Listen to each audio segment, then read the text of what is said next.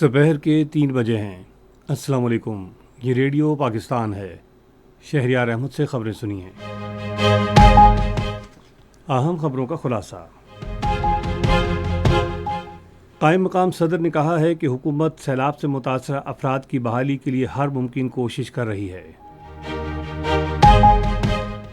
वज़ीर मनसूबाबंदी ने कहा है कि मौसमियाती तब्दीली के असरात के पेश नज़र चीन पाकिस्तान इक़्तिसादी राहदारी के दूसरे मरहले में मुल्क में बुनियादी ढांचे की तरक्की पर तवज्जो मरकूज़ की जाएगी। पाकिस्तान ने जौहरी टेक्नोलॉजी को एटमी तवानाई के बैनुल-अक़वामी इदारे के लाहे अमल के तहत पुरअमन तौर पर इस्तेमाल करने के अज़्म का इआदा किया है। अक़वाम मुत्तहिदा की सलामती कौंसिल में पाकिस्तान ने ईरान के एटमी मसले को सिफारतकारी और फ़हम व फ़िरासत से हल करने पर ज़ोर दिया है। महसूर गज़ा में आज इसराइली फ़ौज ने मज़ीद 44 फ़लस्तीनियों को शहीद कर दिया। T20 एशिया कप के सुपर 4 मरहले का पहला मैच आज दुबई में बांग्लादेश और श्रीलंका के दरमियान खेला जाएगा। और अब खबरें तफसील के साथ। कायम मकाम सदर सैयद यूसुफ रज़ा गिलानी ने कहा है कि हुकूमत सैलाब से मुतासरा अफराद की बहाली के लिए हर मुमकिन कोशिश कर रही है। आज मुल्तान में एक तकरीब से खिताब करते हुए उन्होंने कहा कि सैलाब ज़दगान के लिए घरों की तामीर नौ तक इमदादी कैंपों में तमाम ज़रूरी सहूलतें फ़राहम की जा रही हैं। कायम मकाम सदर ने कहा कि हुकूमत सैलाब ज़दगान को दरपेश मुश्किलात से पूरी तरह आगाह है। उन्होंने कहा कि सैलाब से मुतासरा तमाम अफराद की उनके आबाई इलाकों में बहाली हुकूमत की बुनियादी ज़िम्मेदारी है और ये अमल तमाम महकमों के ताउन से मुकम्मल किया जाएगा। वज़ीर पेट्रोलियम अली परवेज़ मलिक ने मुल्तान के करीब जलालपुर पीरवाला का दौरा किया और सैलाब ज़दा इलाकों में मुतासरा गैस पाइपलाइन का मुआयना किया। उन्होंने इस मौके पर गुफ्तगू करते हुए कहा कि मुतबादिल पाइपलाइन के ज़रिए इलाके में गैस की फराहमी को यकीनी बनाया गया है। कमिश्नर मुल्तान आमिर करीम ने वफाकी वज़ीर को बताया कि M5 के मुतासरा हिस्से पर काम का आगाज़ कर दिया गया है। मनसूबाबंदी और तरक्की के वज़ीर एहसन इकबाल ने कहा है कि चीन पाकिस्तान इक़्तिसादी राहदारी के दूसरे मरहले में मुल्क में बुनियादी ढांचे की तरक्की पर तवज्जो दी जाएगी। आज लाहौर में सहाफ़ियों से गुफ्तगू करते हुए उन्होंने कहा कि माहौलियाती तब्दीली एक बड़ा मसला है और ऐसा बुनियादी ढांचा बनाने की ज़रूरत है जो माहौलियाती तब्दीली के असरात का मुकाबला कर सके।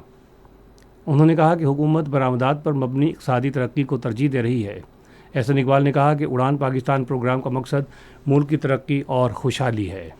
उन्होंने कहा कि पायदार इक़्तिसादी तरक्की के लिए सियासी इस्तेहकाम और अमन नागुज़ीर है ताकि मकामी और गैर मुल्की सरमायाकारों की हौसला अफजाई की जा सके।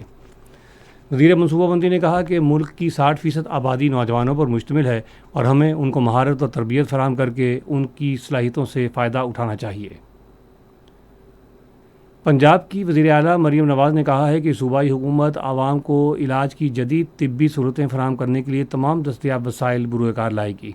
उन्होंने ये बात आज लाहौर में जर्मनी के होप चिल्ड्रन कैंसर सेंटर के वफ़द से गुफ्तगू करते हुए कही। वफ़द ने बच्चों के इलाज के लिए जर्मनी की तरफ से मुआवनत फराहम करने पर इत्तिफाक किया। मरीम नवाज़ ने कहा कि पंजाब खित्ते का पहला सूबा है जिसने कोओवल्यूशन कैंसर ट्रीटमेंट टेक्नोलॉजी मुतारिफ़ करवाई है। सिंध के गवर्नर कामरान खान टिसोरी ने जो चीन में है शीजियाओ में जिंगजेंग पावर फैक्ट्री का दौरा किया। उन्हें फैक्ट्री में तैयार की जाने वाली लिथियम बैटरियों के बारे में बताया गया। जिंगजेंग पावर ने पाकिस्तान में सरमायाकारी में दिलचस्पी ज़ाहिर करते हुए सनती ताल्लुकात मज़ीद मजबूत बनाने पर इत्तेफाक किया है।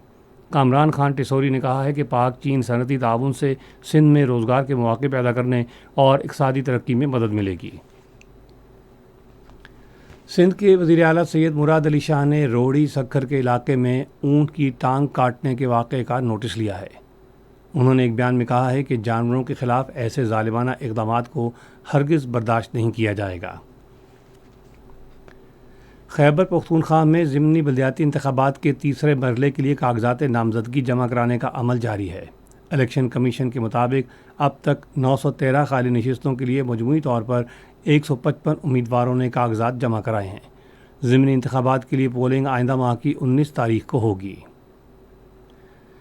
बलूचिस्तान हुकूमत सेहत की सहूलतों को बेहतर बनाने के लिए सेहत के शोबे में अहम इस्लाहात कर रही है। कोयटा में ہیلپر آئی ہسپتال میں کرنیا کی تبدیلی کے جدید ترین سہولت فراہم کر دی گئی ہے، جو آنکھوں کے علاج کی عالمی سطح کی سہولتیں فراہم کرنے کی جانب ایک اہم قدم ہے۔ اس اقدام سے بینائی سے محروم ہو جانے والے افراد کی بینائی بحالی کرنے میں مدد ملے گی۔ معیاری ادویات کے بروقت دستیابی یقینی بنانے کے لیے ڈیجیٹل فارمیسی کا آغاز بھی کیا گیا ہے۔ صدر مملکت آصف علی زرداری اور وزیر اعظم محمد شہباز شریف نے سابق سیکرٹری خزانہ اور ماہر اقتصادیات ڈاکٹر وقار مسعود کے انتقال پر دکھ اور افسوس کا اظہار کیا ہے۔ اپنے الگ الگ تعزیتی پیغامات میں انہوں نے سوگوار خاندانوں سے دلی ہمدردی کا اظہار کیا۔ یہ خبریں آپ ریڈیو پاکستان سے سن رہے ہیں۔ پاکستان نے قومی ترقیاتی ترجیحات اور ایٹمی توانائی کے بین الاقوامی ادارے کے لائحہ عمل کے مطابق جوہری ٹیکنالوجی کے پرامن استعمال کے عزم کا اعادہ کیا ہے۔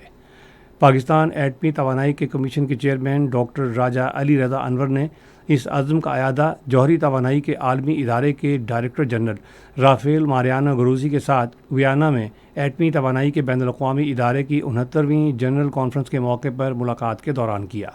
ایٹمی توانائی کے بین الاقوامی ادارے کے ڈائریکٹر جنرل نے کہا کہ پاکستان کا ایٹمی توانائی کا پروگرام خاص طور پر چشمہ جوہری بجلی گھر یونٹ 5 تیزی سے آگے بڑھ رہا ہے۔ ملاقات کے دوران IAEA کے ڈائریکٹر جنرل اور پاکستان کے جوہری توانائی کمیشن کے چیئرمین نے ادارے کے مختلف اقدامات کے تحت تعاون کے مختلف شعبوں کا جائزہ لیا۔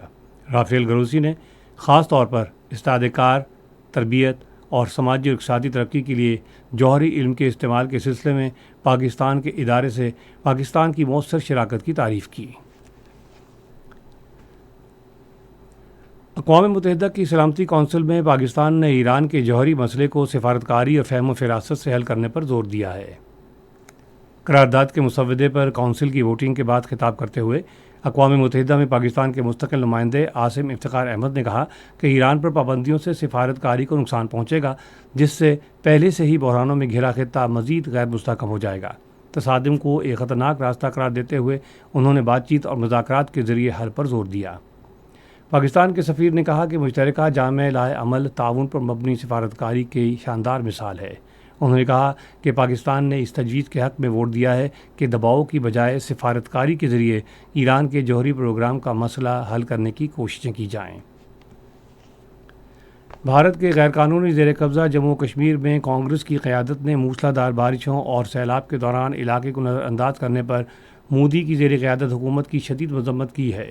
جموں میں ایک پریس کانفرنس سے خطاب کرتے ہوئے رمن بھلا سمیت کانگریس کی سینئر رہنماؤں نے تباہ کن سیلاب اور مٹی کے تودے گرنے کے واقعات سے متاثرہ ہزاروں افراد کے لیے جامع امدادی پیکیج کے اعلان میں طویل تاخیر پر شدید تنقید کی۔ بھارت کے غیر قانونی زیر قبضہ جموں و کشمیر میں کاؤنٹر انٹیلیجنس ونگ نے کئی اضلاع میں تلاشی کی کارروائیاں شروع کر دی ہیں۔ کشمیر میڈیا سروس کے مطابق سری نگر، بارہمولہ، کپواڑہ، اسلام آباد، پلوامہ اور شوپیاں میں چھاپے مارے جا رہے ہیں۔ پرتگال کل فلسطینی ریاست کو تسلیم کر لے گا۔ پرتگال کی امور خارجہ کی وزارت نے ایک بیان میں کہا ہے کہ ریاست کو تسلیم کرنے کا سرکاری اعلان پیر کو ہونے والی اعلیٰ سطح کی کانفرنس سے قبل کل کیا جائے گا۔ محصور غزہ پر آج اسرائیل کے وحشیانہ حملوں میں مزید 44 فلسطینی شہید ہو گئے ہیں۔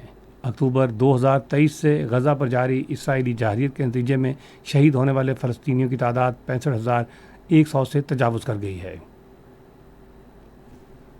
یورپ کے کئی اہم ہوائی اڈوں پر ایک سائبر حملے کے باعث آپریشنز متاثر ہو گئے ہیں۔ سائبر حملے میں لندن کے ہیتھرو، برسلز اور برلن کے ہوائی اڈوں کو نشانہ بنایا گیا۔ سائبر حملے کے باعث خود کار نظام تعطل کا شکار ہے، جس کی وجہ سے کئی پروازوں کو تاخیر کا سامنا ہے، جبکہ متعدد پروازیں منسوخ کر دی گئی ہیں۔ معروف فلمی اداکار یوسف خان کی 100ویں برسی آج منائی جا رہی ہے۔ وہ 10 اگست 1931 کو بھارتی پنجاب کے شہر فیروز پور میں پیدا ہوئے۔ انہوں نے اپنے فنی سفر کا آغاز 1954 میں فلم پرواز سے کیا۔ یوسف خان نے اپنے فنی سفر میں متعدد ایوارڈز حاصل کیے، جن میں حکومت پاکستان کی طرف سے 2006 میں صدارتی تمغہ برائے حسن کارکردگی بھی شامل ہے۔ وہ 2009 میں آج کے روز لاہور میں انتقال کر گئے۔ T20 ایشیا کپ کے سپر 4 مرحلے کا پہلا میچ بنگلہ دیش اور سری لنکا کے درمیان آج دبئی میں کھیلا جائے گا۔ میچ شام 7:30 بجے شروع ہوگا۔ سپر 4 مرحلے کا دوسرا میچ کل دبئی میں پاکستان اور بھارت کے درمیان کھیلا جائے گا۔ اور اب موسم۔ محکمہ موسمیات کی پیش گوئی کے مطابق آئندہ 12 گھنٹوں کے دوران ملک کے بیشتر علاقوں میں موسم زیادہ تر گرم اور خشک رہنے کا امکان ہے، جبکہ گلگت بلتستان، کشمیر اور ملکہ پہاڑی علاقوں میں مطلع جزوی طور پر ابر آلود رہنے کا امکان ہے۔ آج ریکارڈ کیا گیا بعض اہم شہروں کا درجہ حرارت: اسلام آباد 34 ڈگری سینٹی گریڈ، لاہور اور پشاور 35، کراچی اور گلگت 31، کوئٹہ 29، مری 24، مظفر آباد 32، جبکہ سری نگر 27، جموں 33 اور لیہ میں 13 ڈگری سینٹی گریڈ رہا۔ اہم خبروں کا خلاصہ ایک مرتبہ پھر سن لیجیے۔ قائم مقام صدر نے کہا ہے کہ حکومت سیلاب سے متاثرہ افراد کی بحالی کے لیے ہر ممکن کوششیں کر رہی ہے۔ وزیر منصوبہ بندی نے کہا ہے کہ موسمیاتی تبدیلی کے اثرات کے پیش نظر چین پاکستان اقتصادی راہداری کے دوسرے مرحلے میں ملک میں بنیادی ڈھانچے کی ترقی پر توجہ مرکوز کی جائے گی۔ پاکستان نے جوہری ٹیکنالوجی کو ایٹمی توانائی کے بین الاقوامی ادارے کے لائحہ عمل کے تحت پرامن طور پر استعمال کرنے کے عزم کا اعادہ کیا ہے۔ خبریں ختم ہوئیں۔ مزید خبروں اور تصویروں کے لیے آئیے ہماری ویب سائٹ پر radio.gov.pk اور فیس بک کے link radio Pakistan news official پر براہ راست ویڈیو اسٹریمنگ بھی ملاحظہ کیجیے۔